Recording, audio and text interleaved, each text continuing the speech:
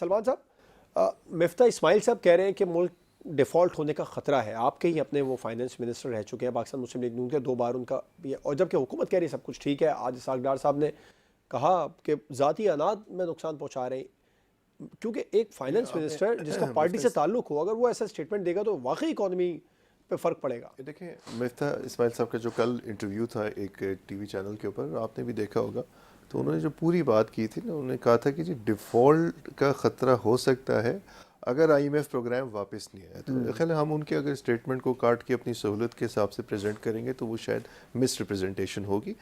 رہا سوال, دیکھیں مفتاح صاحب نے تو ظاہر آپ کو پتہ ہے ان الیکٹڈ پرسن 6 مہینے سے زیادہ اپہولڈ نہیں کر سکتا منسٹری کو, تو he had to go. And political party ہے ہماری جس میں ایک انٹلیکچوئل ایک نالج بیس موجود ہے. یہ جتنے بھی منسٹر کیبنٹ میں ہوتے ہیں اس کے پیچھے ایک بیس ہوتی ہے, نالج بیس ہوتی ہے جو کام کر رہی ہوتی ہے اور ان کو فیڈ کر رہی ہوتی ہے. سو اٹ از ناٹ کسی انڈیویجول کہ پہ. مفتاح اسماعیل صاحب کا ایک مخصوص ٹکڑا کاٹ کے ہم اپنی سہولت کے لیے یوز کر رہے ہیں, لیکن آج اسحاق ڈار صاحب نے بھی ناراضگی کا اظہار کیا. پرائم منسٹر صاحب نے نوٹس لیا, وہ بھی اپنی سہولت کے لیے لیا. دیکھیں بالکل اسحاق ڈار صاحب اگر انہوں نے کچھ غلط نہیں کہا تو نوٹس کس بات کا ہوا؟ دیکھیں سینئر موسٹ کیبنٹ ممبر ہیں, اور ظاہر ہے اب وہ کیونکہ he is in the helm of affairs, he is looking at, he is talking to I M F, he is talking to A D B, he is talking to F D Is. تو وہ چیزوں کو ان کے پاس جو first hand information ہے وہ آپ سے میرے کسی بھی اینالسٹ سے زیادہ ہے, because he is at the driving seat and he does not want to be questioned on the basis of on the basis of information which is secondary information, not the primary information. بہت سارے معاشی تجزیہ کار اب یہ کہہ رہے ہیں کہ اسحاق ڈار معاشی ماہر نہیں ہے, ایک مینیجر کا کردار ادا کرتے ہیں, تو اس وقت معاشی ماہر کی پاکستان میں آپ ان کو ماہر کہیں یا مینیجر کہیں, معاشی تجزیہ کاروں کا موقف ہے. دیکھیں آپ ان کو ماہر کہیں یا مینیجر کہیں, انہوں نے ایک اچھی ڈلیوری دی ہے between 2013 and 2018 and the indicators are reflective, nobody has to. میں یہ سمجھ رہا تھا جواد کافی دن بعد کہ شاید انسان اپنی غلطیوں سے سیکھتا ہے. پی ٹی آئی کے کیس میں جو آج مجھے دوبارہ کئی مہینے, میں خود بھی مصروفیت کی وجہ سے بہت سے ٹی وی ٹاک شوز میں معذرت بھی کی ہے, یہی لو ٹون 2018 میں جب یہ لوگ آئے, شرم کرو, یہ کرو, وہ کرو, چور ہے. 3.5 سال میں سارے ادارے ان کے انڈر میں تھے, چاہے ایف آئی اے ہو, چاہے ایف پی, جتنے بھی انٹیلیجنس تھی ان کی. شہزاد اکبر صاحب پورے دنیا کے چکر لگا رہے تھے, آج تک کسی ایک بھی کیس میں ان کو کامیابی نہیں ہوئی.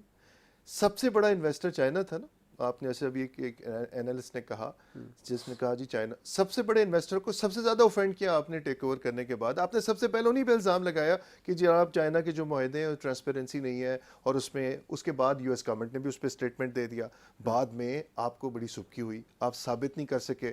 ملتان میٹرو میں آپ نے کہا جی وہ فرنٹ مین ہے, وہ بیک مین ہے, کچھ بھی تو ثابت نہیں ہوا. اس وقت میں مفتاح اسماعیل انسان ملک کے لیے نا بات غلطیوں سے سیکھ لے. اگر دیکھیں اگر آپ ریپیٹیڈلی 3.5 سال ایک کہانی, اور میں اینالسٹ کو بھی کہوں گا, ہم سارے اینالسٹ بھی تو دیکھ رہے تھے نا چیزیں ہو رہی ہیں, ہم بھی تو اپنی غلطی مانے نا کہ ہمارے اینالسس 3.5 سال میں غلط ثابت ہوئے. ہمارے غلط ہے اینالسس, صحیح چیزیں ٹھیک نہیں تھی, جس طرح مس ریپرزینٹ ہو رہی تھی تھرو آؤٹ دا میڈیا, چیزیں مس ریپرزینٹ ہوئیں.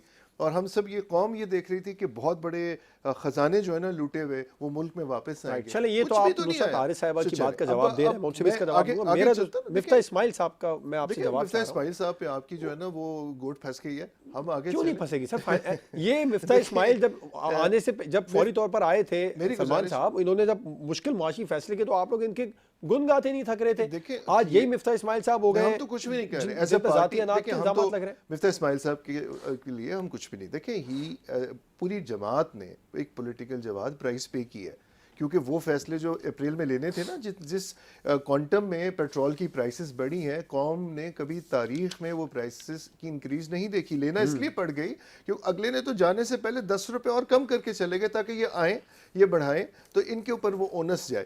بات سری یہ ہے, مشکل فیصلے لینے پڑے. ایک طرف ریاست تھی, دوسری طرف سیاست تھی. ریاست بچی, اللہ کا شکر ہے آج پاکستان ڈیفالٹ تو نہیں ہوا نا, چل رہا ہے اللہ کا شکر ہے. اور اس پاکستان کے ساتھ ہمارے بزرگوں کی دعائیں ہیں, خون ہے, پسینہ ہے. انشاءاللہ تعالیٰ اس پہ آنچ بھی نہیں آئے گی اور ہم نکلیں گے.